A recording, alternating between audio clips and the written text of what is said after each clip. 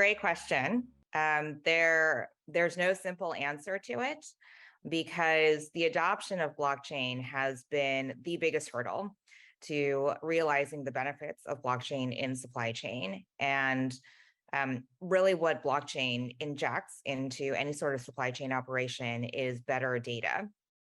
So what you're looking for is data across your supply chain. So not just from your tier one supplier, but tier two and beyond. A lot of that data is currently unavailable. And the only way that you can surface it is either you invest in the technology system yourself for your upstream suppliers to be able to provide that data to you, or you incentivize those suppliers to provide that data, oftentimes through financing. All of this requires highly verifiable data across multiple organizations that are now connected to one another and oftentimes don't have a direct relationship with one another. So, what you're looking at is a decentralized, secure system for sharing this information. And that's what blockchain brings to the table. I think as blockchain has matured as a technology, you see two different kinds of blockchain that are clearly emerging, and one is winning. So you have your private blockchains and you have your public blockchains. That's it's not a precise distinction. There are also possibilities of a permissioned public blockchain, which acts a lot like a private blockchain, but the underlying infrastructure is public. Or you can have a private blockchain with pretty loose identity gateways that can act very much like a public blockchain. So there are many ways to design this, but suffice to say that I think for a lot of organizations that are looking at supply chain resilience, they tend to be larger enterprises.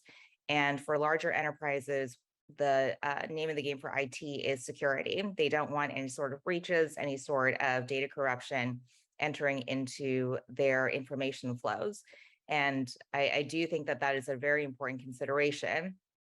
But in order for there to be successful adoption in supply chain, you really start to look at public blockchains. And I think that's where the consideration needs to be for a lot of supply chains that are interested in achieving resilience. Now, having said that, in terms of your choice of public blockchains to go with, the choices are slender at the moment, but they're increasing. So Ethereum is a very well-known network, for example. However, compared to users of SAP or Oracle, other traditional ERP systems, the user base is obviously quite thin. And in terms of security of the system, I'm sure there are people who can point out that it's not hard. Well, it's possible. It's possible to attack Ethereum. It's hard, but it is possible.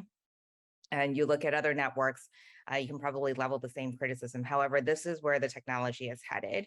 So for people who are interested in investing in a multi-year effort to achieve supply chain resilience, I would encourage them to start looking in the public blockchain direction.